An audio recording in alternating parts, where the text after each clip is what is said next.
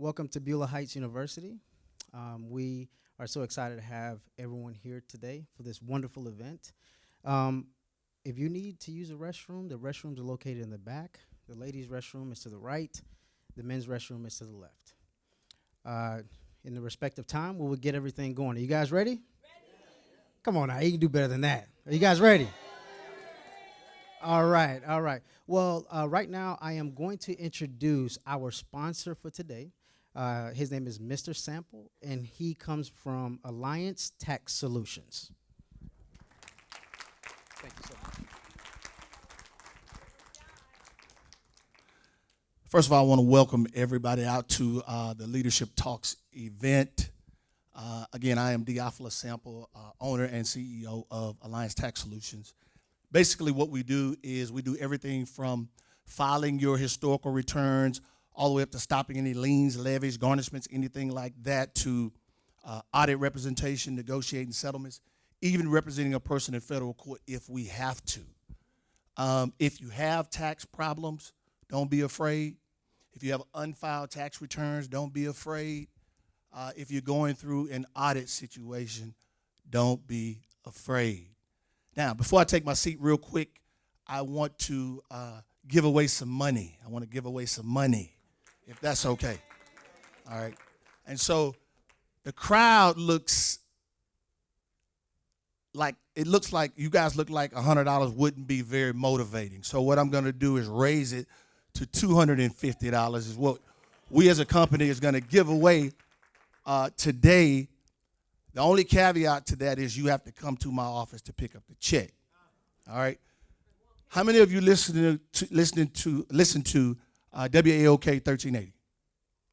All right. So if you listen to that station, you heard me this morning? Okay. If you listen to that station, now what I'm going to say, you've got to be the first person to complete our advertising.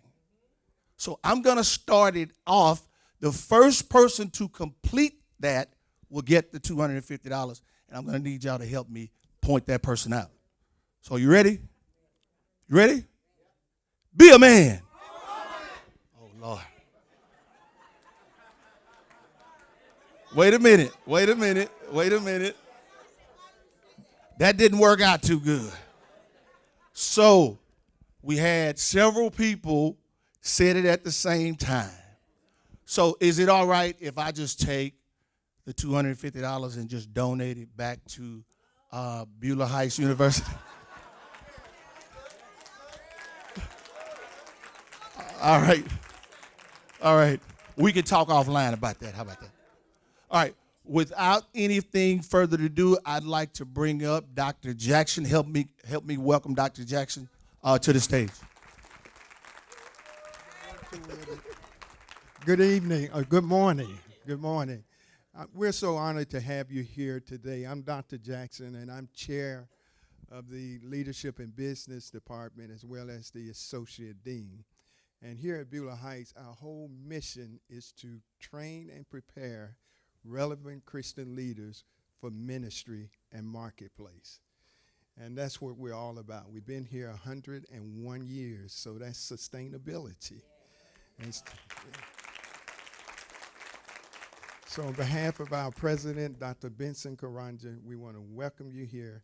And if you want to inquire about some of our exciting programs that we have, I'll be here, as well as we got recruiters here to talk to you about the many programs that we have here at this great university. So we're excited to have you here. And at this time, we're going to get ready to introduce, as they say, the realest man in radio. That's right. Is that what they say? The realest man in radio. And we're so honored to have him as one of our assistant professors here at Beulah Heights University. So without any other words, let's receive Dr. Rashad Richey.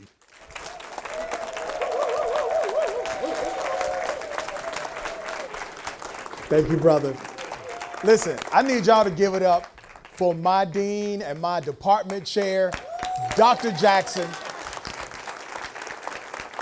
He has taught me so much, not only about being a professor and pedagogy and how to deliver, but he's taught me a lot about being a man. and about being a professional, especially in an academic environment, something that, as you know, is very new to me and I take very seriously. How y'all feel? Good. Are y'all ready to hear some real? Yes. Are y'all ready to hear some real? Yes. As you know, we do our Leadership Talk series because all of us are informed by a value system. We can learn the academic, we can learn the theoretical, but we must have some practical, some pragmatic insight into leadership. You may not agree with everything you hear on the stage of Leadership Talks. That's not a prerequisite for this, and it's not a prerequisite for life, right? You may want to have or ask a question at the end. Guess what? We give you that opportunity. So during this leadership discussion, we will explore life, love, leadership, career choices, contextualized through the dynamic of who you are as a leader, and did those decisions work for you or did they not work for you? And based on that context, you and I will learn something, right? Right? Yes. Ladies and gentlemen, before I go to the introduction, let's give it up for CBS 46. We have Astrid in the A. Astrid, what up? Our entertainment reporter. Thank you for being here. And there's so many very important people. We have Sydney, who is Monique's husband and manager. Y'all give it up. This good brother right here. Thank you for being here. Ladies and gentlemen, a woman who really needs no introduction whatsoever, the absolute most decorated female comedian in the game, actress, has been significant in the market since the 90s and to today. She has overcome every obstacle. She continues to power through, and she loves her community. Ladies and gentlemen, Monique.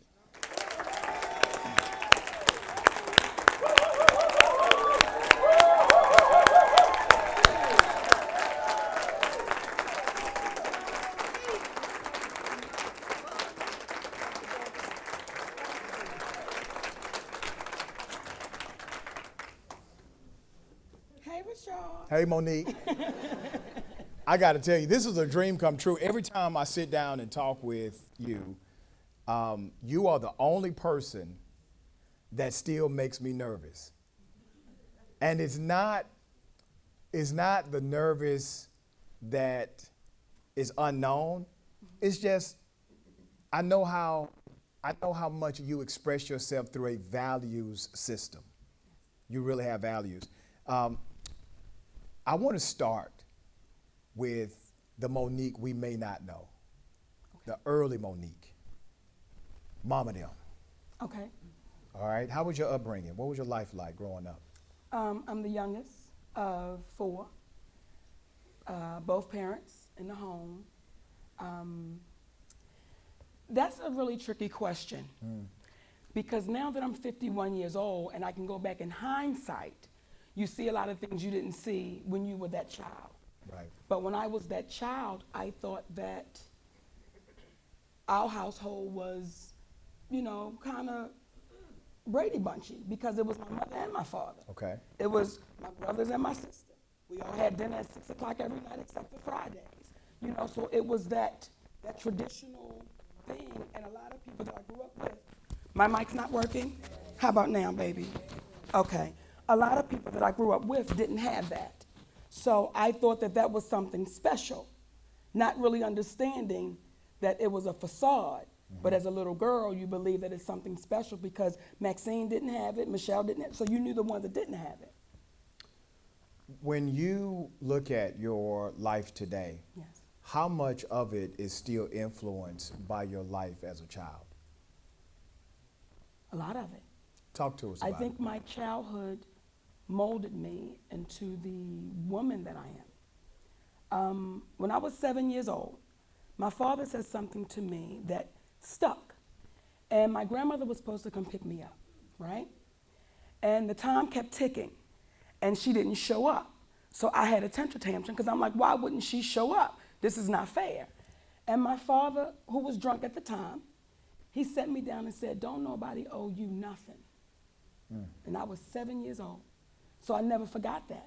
Don't nobody owe me nothing. So that molded me into, I was going to get it. I wasn't going to ask you to give it to me because you don't owe me nothing. I was going to make sure I got it. One more impactful thing that molded me was the molestation. It molded me to not allow you to violate me because I've been violated before. So now as an adult and a grown person, people say, oh, Monique, just let it go. Just leave it alone. I've done that before and the damage that it caused. So I think those two things were very impactful that really molded Monique, the grown woman today. You are very vocal. Can you tell? Yeah, you're very vocal. But now that you've explained that, that gives some context to why you're not silent. Yes. Because you understand the toxicity of silence, Yes. that it can become a silent killer inside of you. Yes. When you were a teenager, what kind of teenager were you? Were you as vocal as you are today? Yes. I wasn't liked a lot, just like today. So if it wasn't fair, I spoke on it. Right. And that's just always been a part of who I am. I didn't know how to do it any other way. Sometimes I could have spoken out of turn as a child speaking to an adult, and that could be considered disrespectful. But if I thought it was wrong, I was going to speak on it. So when people sometimes look at me today and say, oh, she only does that because of this, or she only does that because of that, that's just a part of me that I can't do anything about. I'm sorry, baby. Yeah, let's get a handheld mic. I can just hold, I can. It's okay, well, let's get another one. Yeah. Thank you. Okay. Thank you, baby. Okay. This is good? Is it on? Let me turn it on. Rashad, I can't see. You can't see it. It's all good. It's all good.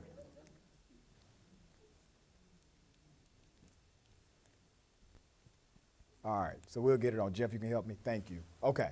So while we're trying to get that going, Yes. let me ask you another question. Yes. You have your current persona, the way people interpret you. Yes. They have called you on occasion the angry black woman. Yes. What does that mean to you? Well, when you hear the statement, the angry black woman, nobody ever finishes that statement because we got a right to be angry. So no one ever finishes it. You know,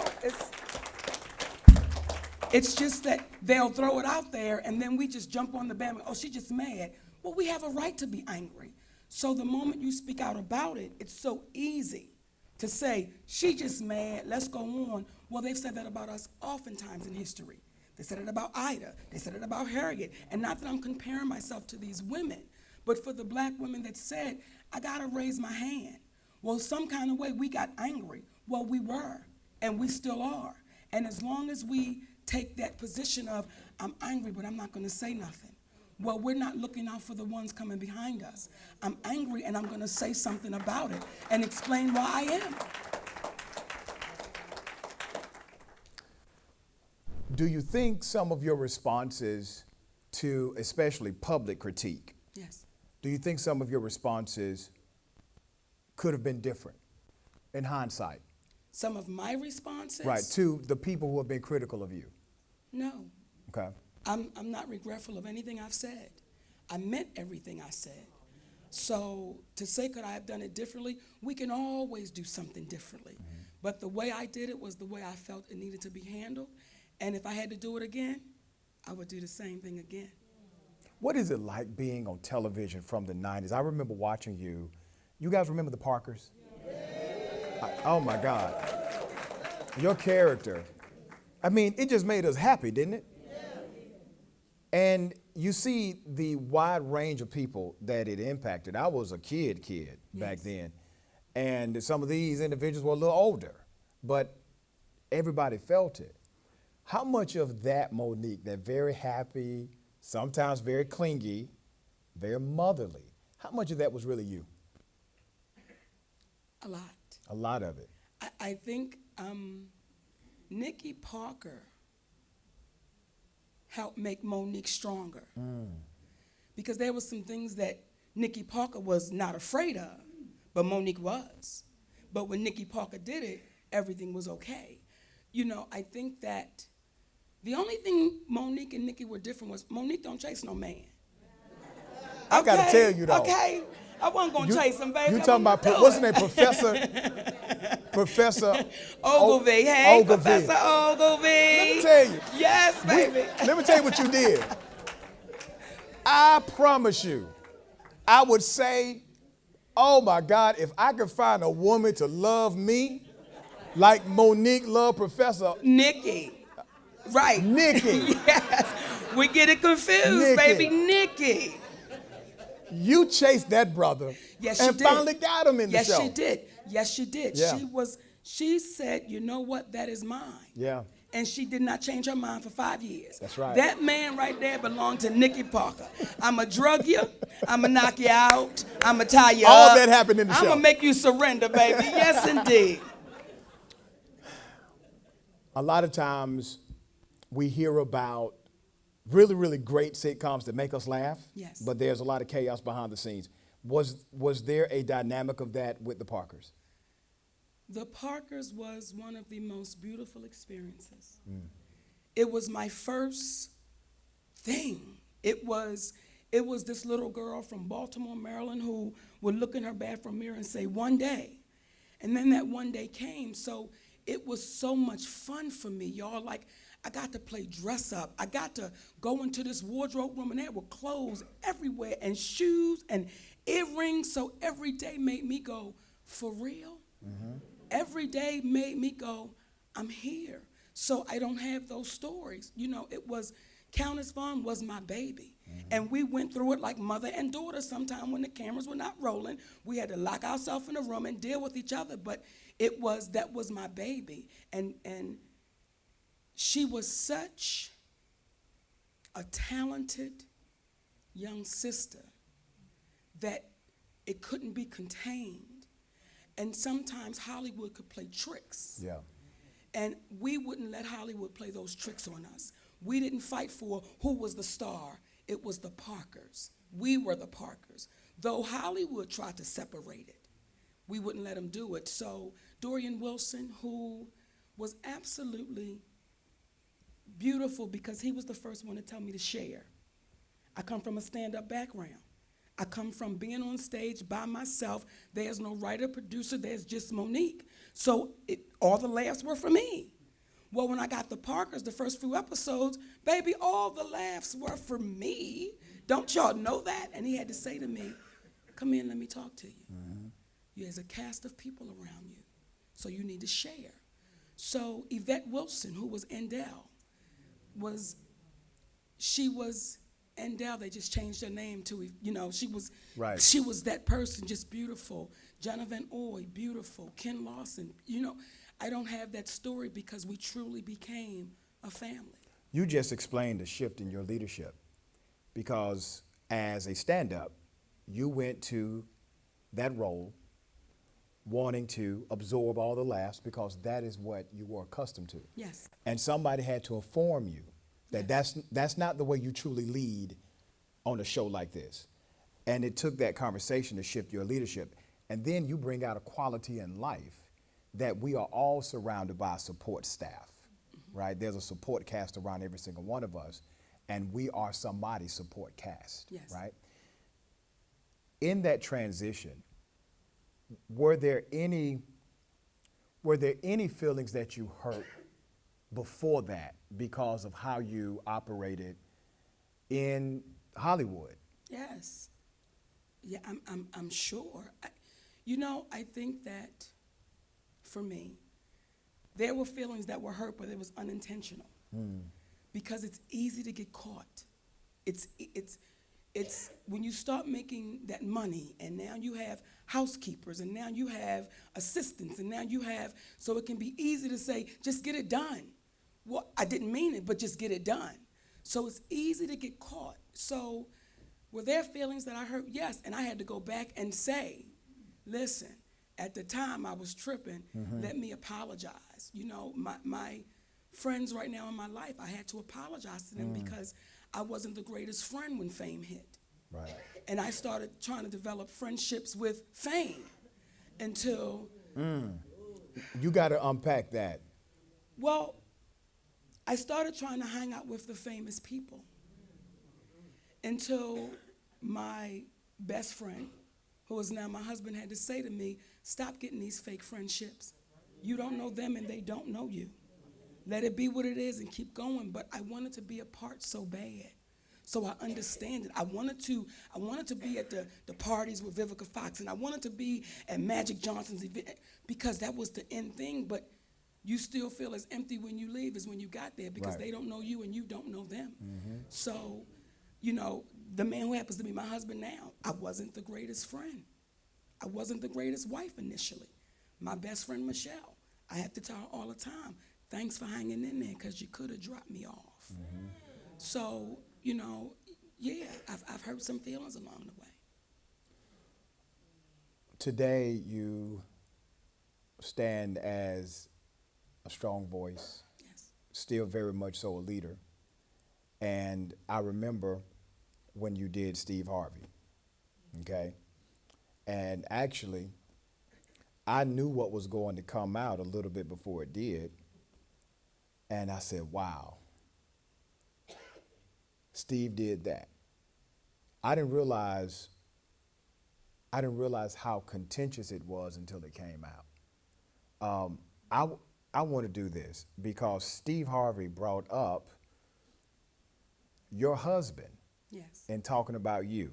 And what I want to do is highlight a dimension in Hollywood. Something happened when Mr. Harvey did that. And I have a lot of respect for Steve, known Steve for a long time. When he was talking about your career, he brought up your husband. Now, how many men, if he's talking about their career, would bring up their wives? I just want you to think of that, okay? That's what struck me as a leadership studies professor, is that he dropped the name and everything. I mean, said his name the whole nine. He wasn't even in the conversation. I want to bring your husband up Okay. to talk with us about it. Can I bring Sydney up? Y'all good with that? Sydney, let's figure out the sound because I need to make sure, Jeff, we got to make sure, we can just have you both switch microphones. I just need a little help. You want to sit right here next to me? Thank you so much. Thank you. Thank you. Okay. Thank you. To provide a little context, Steve Harvey at that time was trying to help you understand how Hollywood works. Yes.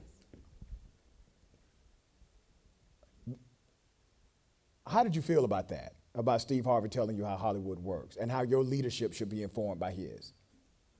Well, what y'all saw on the show that day was actually a build-up.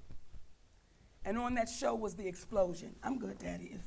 Was the explosion. Because we had a conversation with Steve Harvey prior to going on that show. And that conversation we had was with Steve Harvey in the morning show and my husband and I. And it was in reference to how I handled things. And we had to explain to Steve, you handle it your way, and we handle it our way.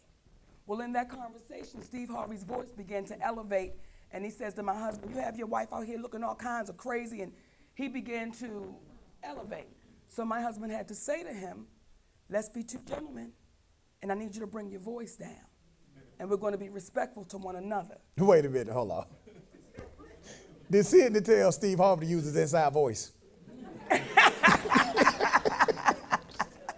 Go ahead, Monique. So I think what happens sometimes, and let me be clear, we love Steve Harvey. That's been my brother for a long time. Y'all were actually very close. What happens oftentimes is when we disagree, we think we got to throw each other away. I just disagree with Steve Harvey's methods. I disagree with how he thinks about things, but it doesn't stop me from loving Steve Harvey. Yes. So I still love my brother. But oftentimes, Steve Harvey's been put in a place where if you don't agree with me, you're wrong. Well, I don't look at Steve like the king of all kings. Steve is Steve. So that's where the angst came in. And when my husband wasn't backing down, and as my husband said to me years ago, Mama, we respect everyone, but we over-respect no one. Well, Steve Harvey had to understand, we don't over-respect you, brother. And if you want to talk to us, let's talk with respect, because if not, it's going to pose a problem. So when I got on the show, Steve kept trying to overtalk me because he knew what was coming, and Steve knows me. It's like, brother, you've been knowing me a long time. You know I'm not backing up. But what my husband had to teach me was, mama, stay a lady. Because y'all know, I was sliding to the end of my chair.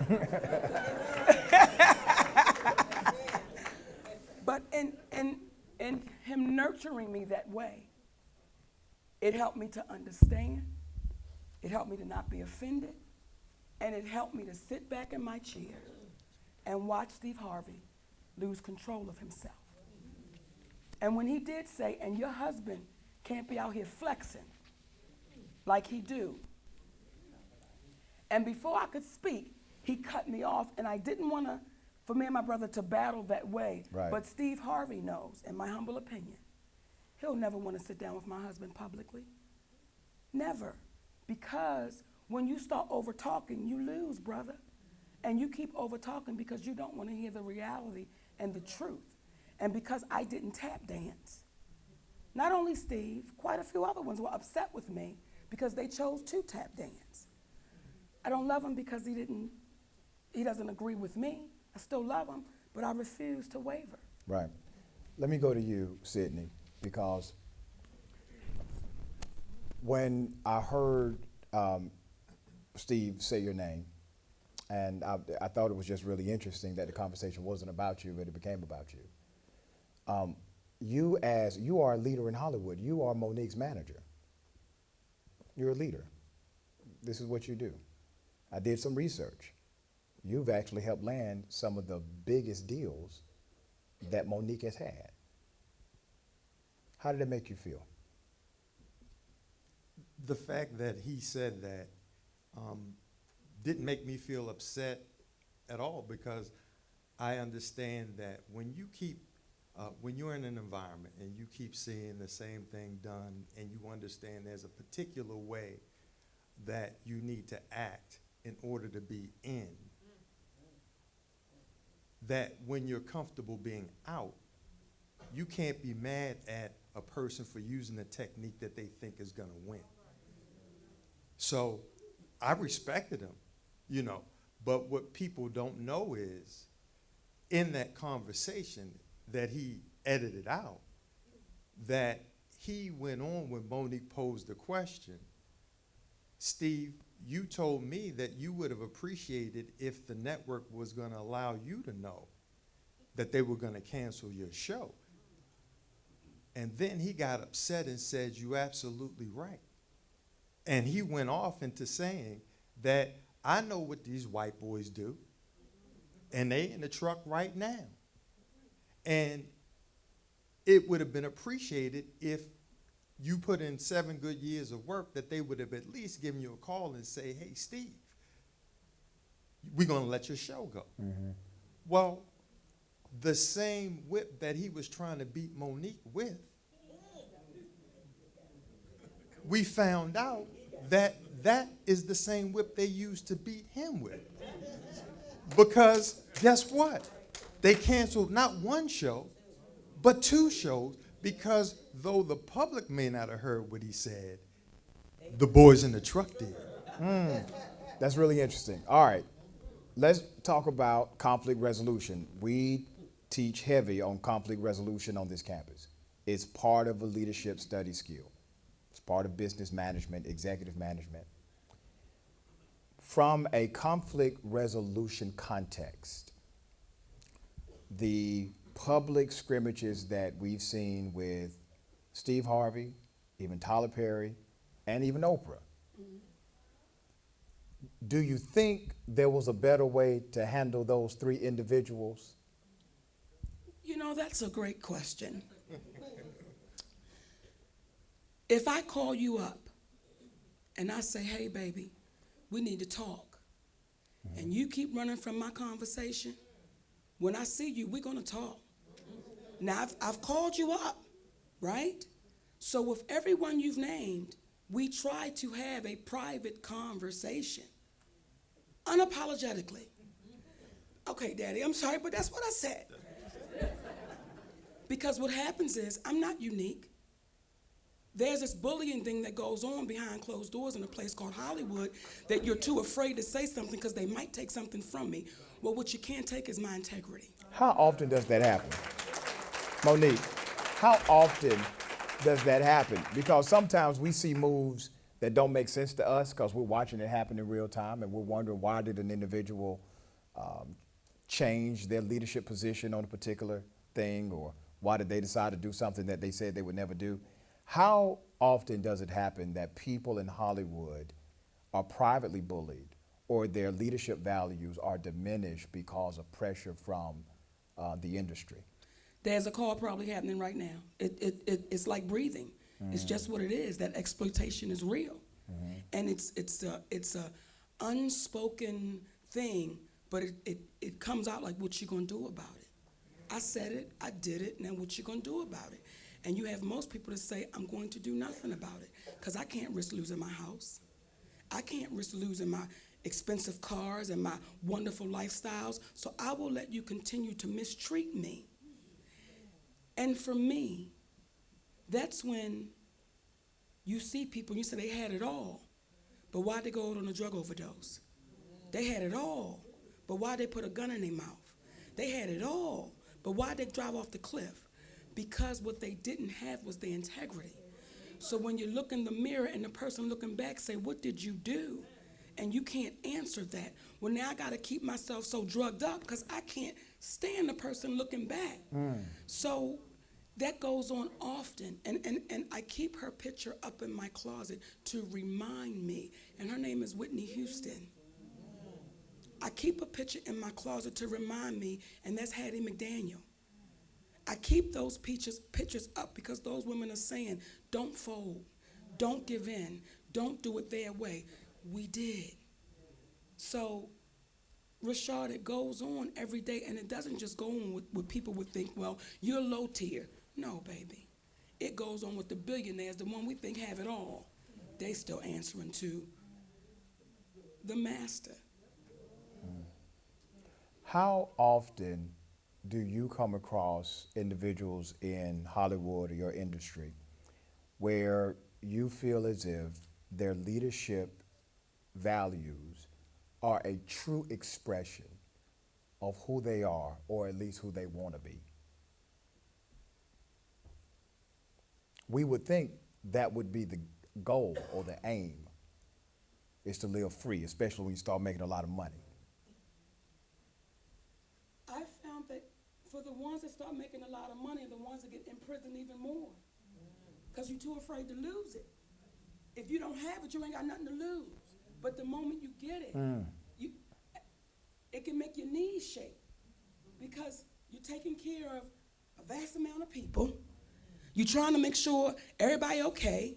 So how do you now tell your aunt, listen, I can't pay the water bill this month? How do you tell your mother, I can't pay your mortgage this month? How do you tell your children, you might have to come out of that private school, so now I'm gonna let you mistreat me because there are so many people depending on me. So when you hear Steve Harvey say, do you let your family crumble for your integrity? Yes. And we ain't crumbling if we have integrity.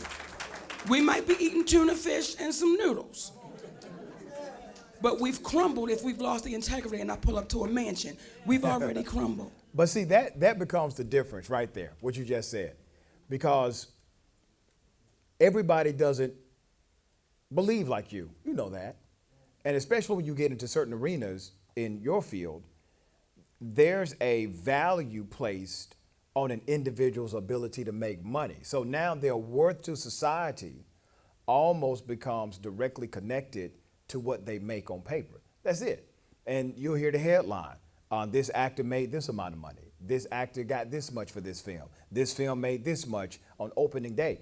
And it's all about the money. And any vice or any corruption or any leadership failure can be overlooked if you're making enough money. But then you come into the game And you come into the game trying to lead with your values rather than just with the paycheck. And one of the remarkable things I've seen throughout some of these public scrimmages is that pretty much all of them said you were right. They said you were right. On some level, they actually admitted what Monique is saying is correct. Yes. But I don't like how she's saying it.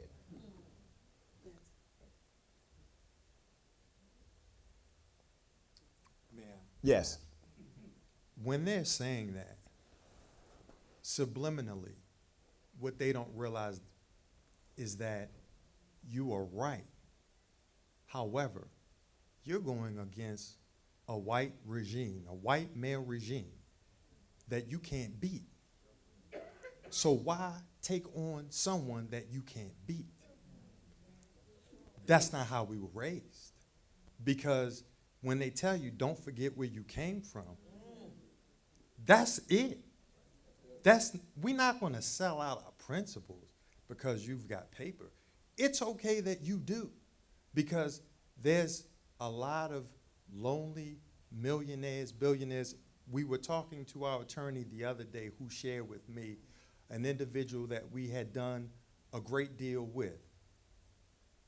Another attorney had gone to a gun range and shot himself in the head.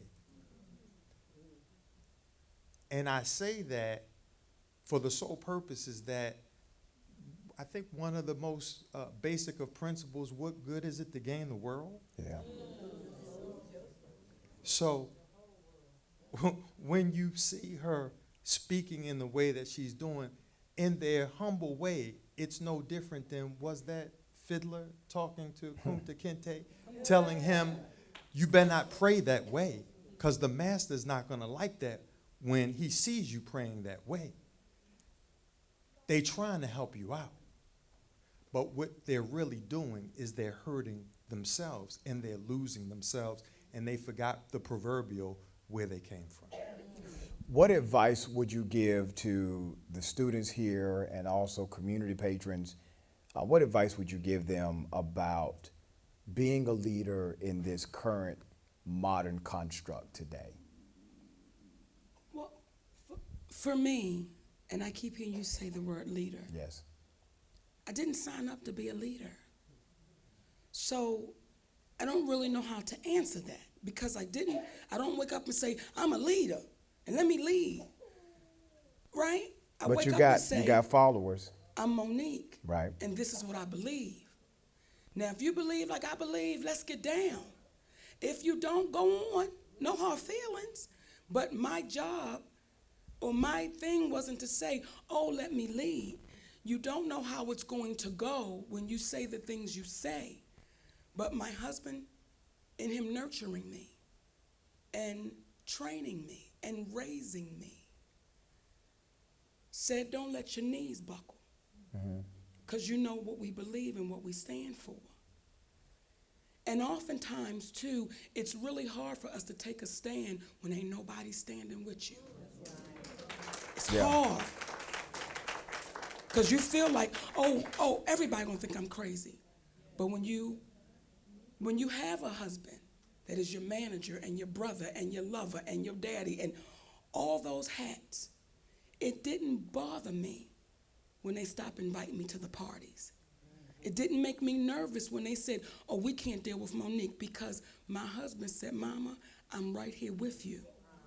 And a lot of black women, let me be clear, a lot of my sisters had a problem with that. You gonna let your husband destroy your career? My husband was the only one that said, no, Mama, this is what it's worth. And this is what we gotta go in here and get. Not my white agents or my white managers, because I've had the biggest ones. They all told me, we'll get them on the next one. Well, you start hearing the next one when you go into your grave, and that's what they need to put on your plaque. We're gonna get them on the next one. So, for me, it's an honor to be Mrs. Hicks.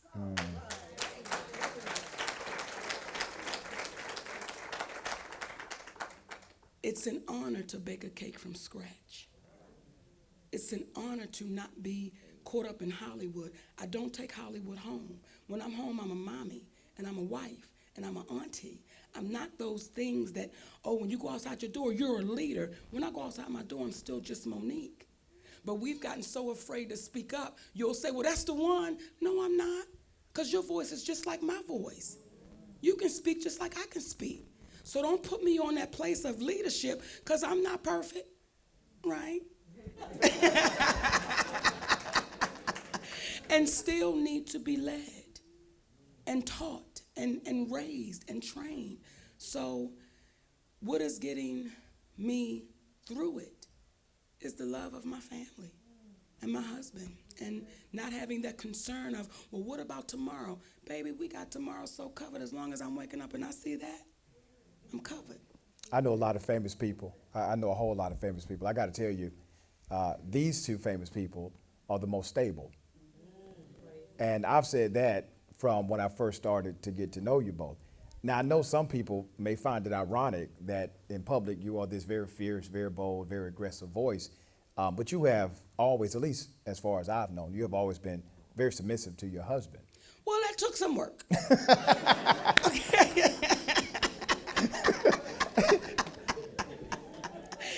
took some work. That took some work. How long did it take? Is that what we still waiting? You tell us how long it took, or take it. What I will say is this. In reference to submissive, what I think the word for us is we're fair to one another. And most importantly, it's an honor, because it's not fair for you to be able to say it's an honor to be Mr. Hicks. It's an honor to be your husband. How long have y'all been married? How long? It'll be 15 years next year. 15 years next year. And before they were married, they were friends, besties. Since 10th grade. Since 10th grade, y'all. Since 10th grade. He was at both the other weddings, but don't even worry. Ain't that something? That brother, that was a long time plot right there, brother. That I didn't even know about. You didn't know about I it. didn't even know about it. You all have a remarkable story of romanticism, and you fit.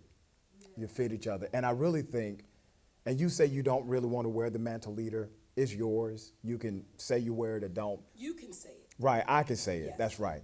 And we can say it. And we look at you as a leader in the industry, as we look at many. And we maintain, even in this room, we have tremendous love and respect for Tyler Perry and Steve Harvey and Oprah Winfrey because of what they have given to the culture. We love them too, and we love you. So I think there's a discussion that will continue among us because we are being informed by your example, okay? And we appreciate that. Let's do a few Q&A from the audience. Let's do some Q&A. Okay, let's get a microphone. I only have a few minutes. Because we got to break and make sure everybody gets pictures. And, okay, let's go to Mr. Sample first. Let me say this in full transparency. I want to apologize because Rashad called me and he said, getting ready to do this leadership talks and who's going to be there. And just like I tend to do at times, judge folks, I'm so glad that we sponsored the event so that I could hear the story behind the story. And so I just want to say I appreciate both of you for just sharing your heart and being transparent. My question is, how do you maintain your relationship despite the critics? My relationship with my husband? Yeah, and vice versa. And your relationship with Monique. mean, it's easy. I mean, we've been best friends since we were 14 years old. So it's one of those things where when it comes to support for me, myself as a black man, I've witnessed black women get treated unfairly. There's a level of support that they did not get. And the black woman's been responsible for raising and helping and taking care of the white man, his white woman, their white children, the black man, and their children. And who takes care of the black woman?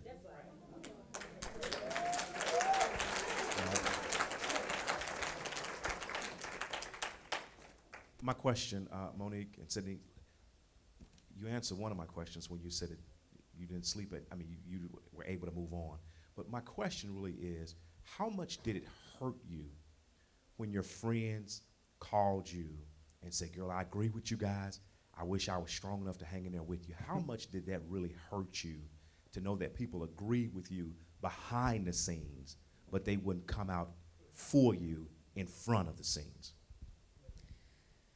You know, the hurt came for the community.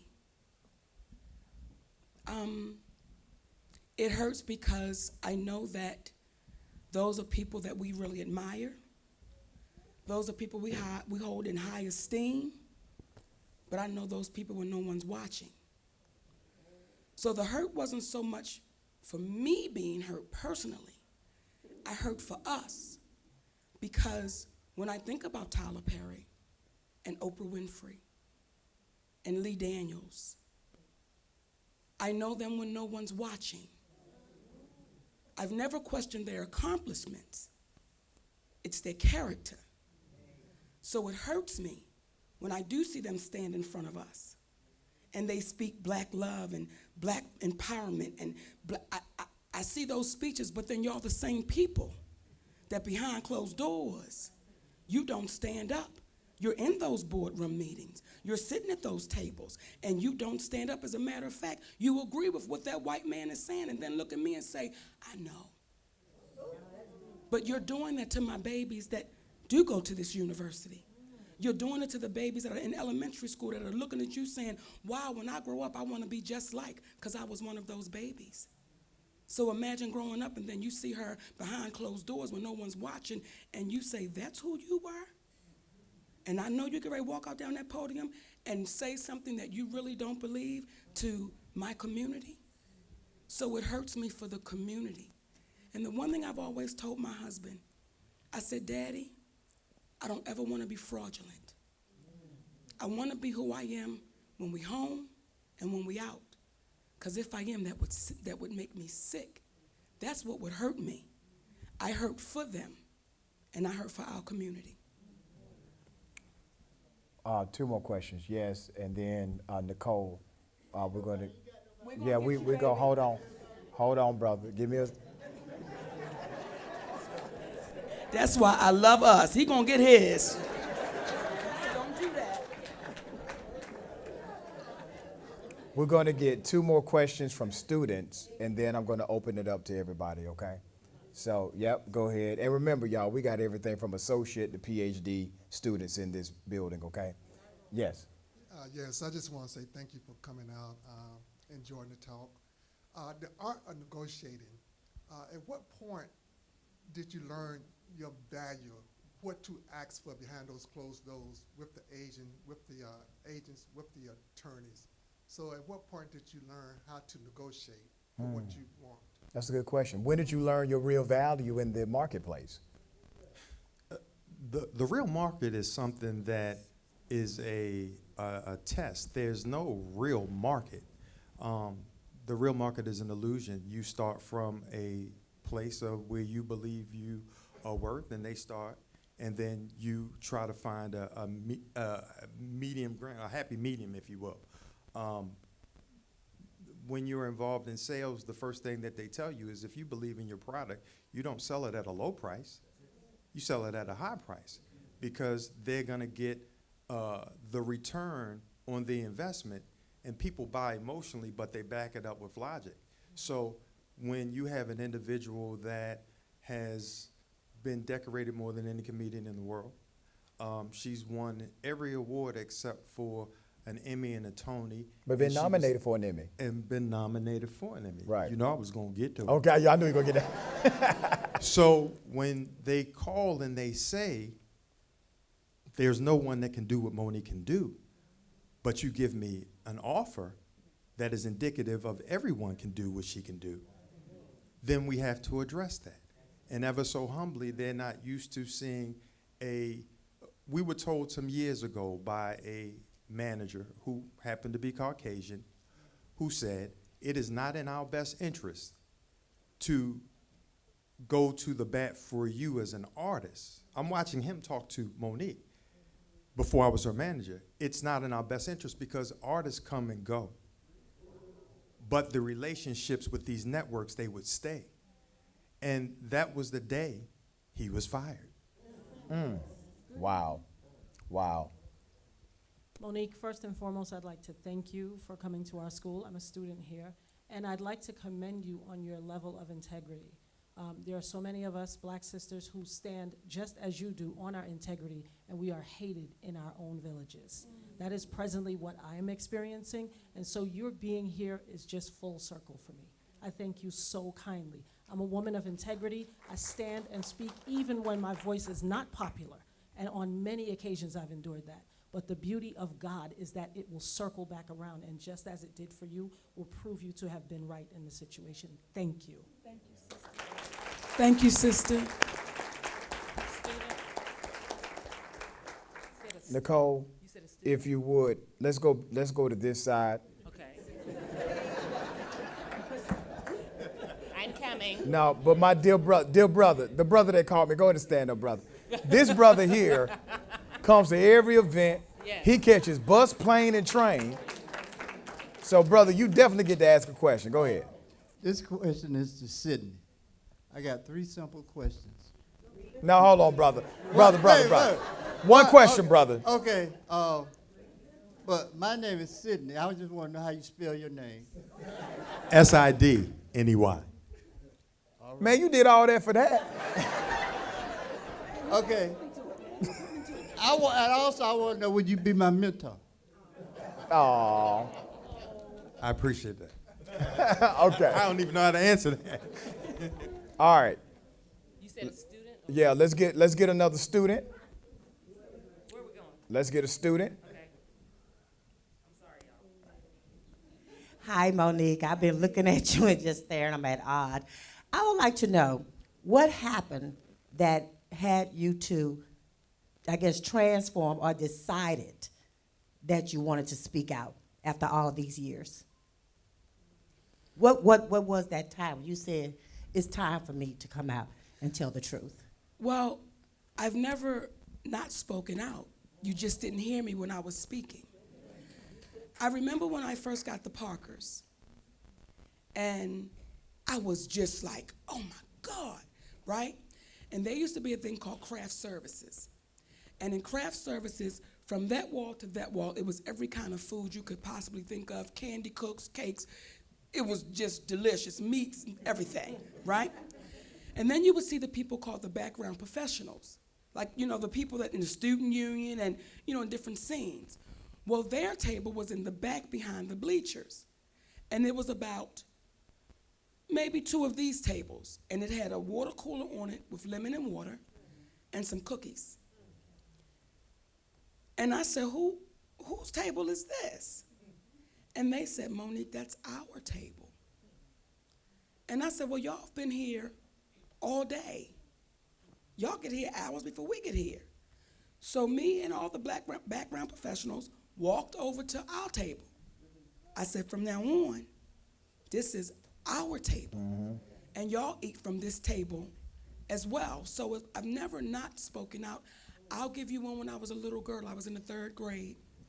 I'm going to give it to him, Daddy.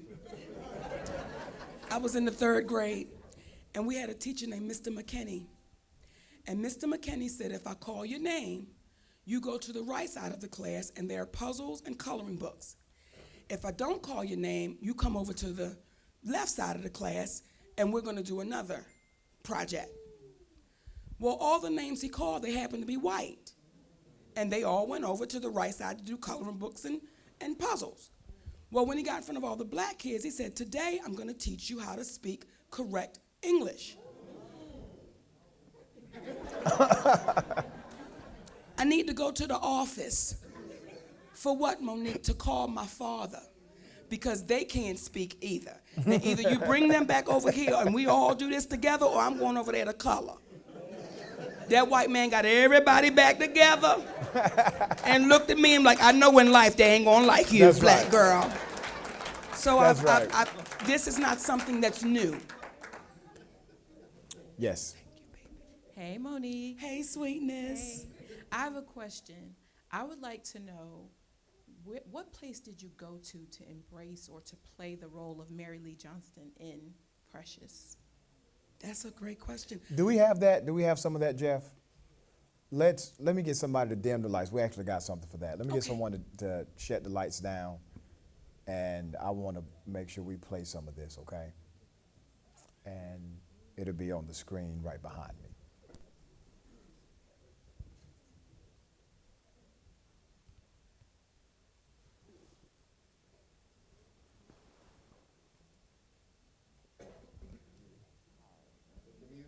It's on mute, Jeff.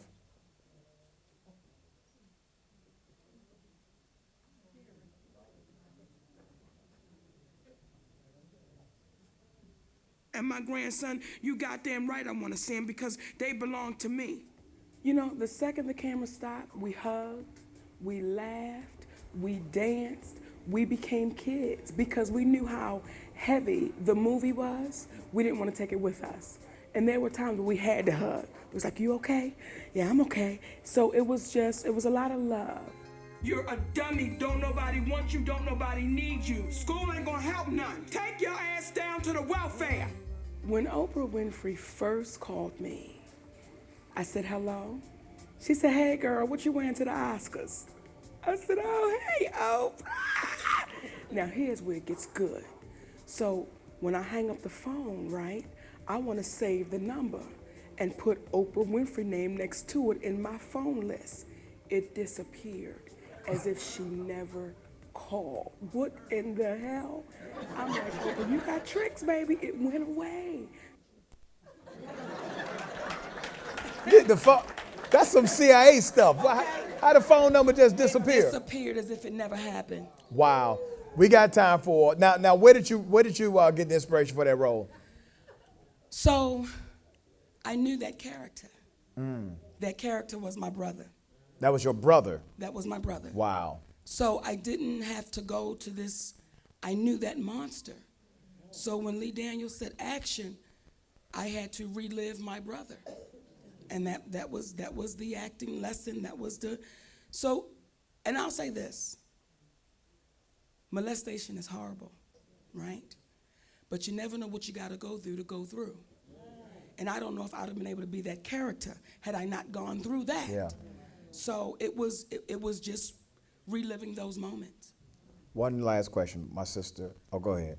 Hi, Miss Monique, right here. My question is, since you deal with so much, how do you and your husband, how do you guys deal with mental health? Because that's a big thing in our community. You have so much negativity coming at you. What are things that you do to help keep yourself mental? Because I know you're on Instagram and you work out a lot. And so what are some of the other things that you do to help with your mental health? I've changed what I eat, the working out, and I have an incredible therapist. And I would have to say that therapist is my husband. Because I'm going to tell y'all something. For years, I was scared to say it out loud. Because oftentimes, black women, we've been taught that a black man can't teach us nothing, do nothing for us, so we don't trust. And there are conversations that my husband's had to have with me that no one else could.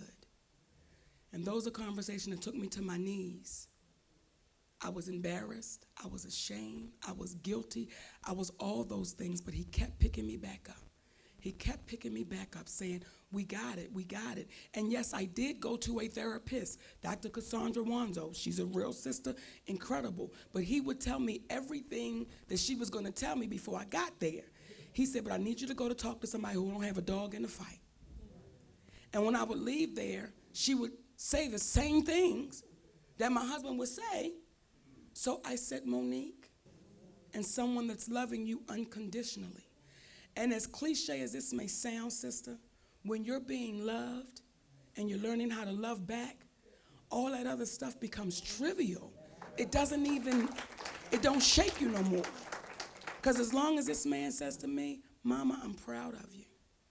And our kids say, Mommy, I'm proud of you. That other stuff doesn't shake me. It doesn't move me. So that's what I'm doing. That's how I'm getting through it and past it and around it and over it, just with love, baby. All right. Last question, and then we'll wrap it up. I'm sorry I can't get to everybody. Yes, she's had her hand up for a while. Thank you, Dr. Richey. You're very welcome. Monique. Yes, ma'am. Did your grandmother play an influential role as a matriarch for you to love on your husband and for your husband to love on you and call you those sweet names that you do? His grandmother played that role. Not my grandmother's. Microphone. My mother's mother was very fearful. She lived in fear. My father's mother was a joy, but she lived in fear. But my husband's grandmother, the way he speaks of her, the way he admires her, and just the stories he tells me. His grandmother motivates me, and I've never had the chance to meet her. His grandmother makes me a better wife for her grandson, and I've never laid my eyes on her. She makes me a better mother for my children just from the stories that he shares. I'm sorry, Daddy. But that's the real, just in the conversations we had, he always says, my grandmother prepared me for you. But I'll let you. Come on, man. That is so profound, brother. But it shows me that was a way to her heart, was your love and respect and admiration for this woman who did so much for you. I'm mad at you. I know. I'm going to fix it when we get home. All right.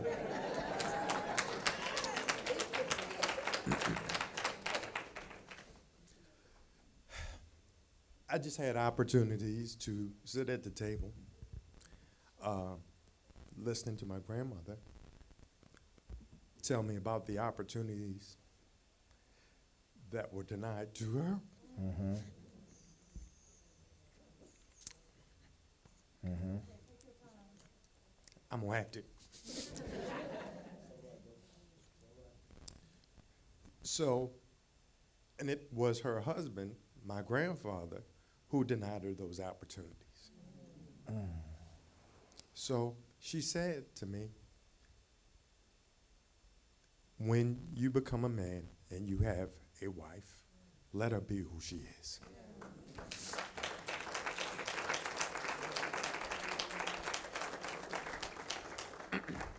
And she was a Sagittarian, just like her.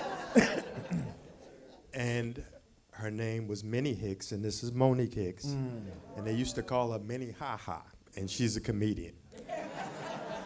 So she prepared me for the woman that I was going to be with. Wow. That was hard. Wow. Wow. Wow. Listen, to all of the students here, you know how we do leadership talks. We try to do this once a month. But for those of you who are not students here, and you're looking at continuing your higher education, I got to tell you, in a world full of bias, higher education becomes one of the great equalizers. That's right. This is a teaching college. This is a college that prepares you not only for the theoretical concepts, but also the practical insight.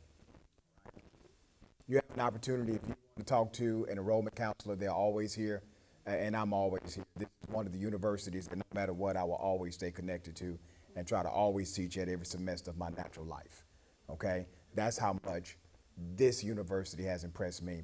Can we give a round of applause for for Monique, our guest, for Sydney?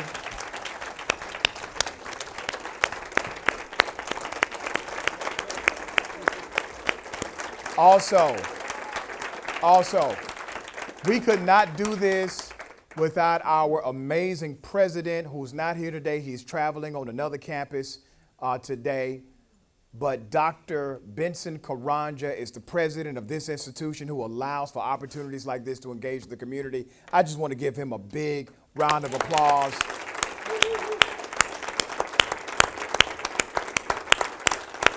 Thank you all for being here for Leadership Talks.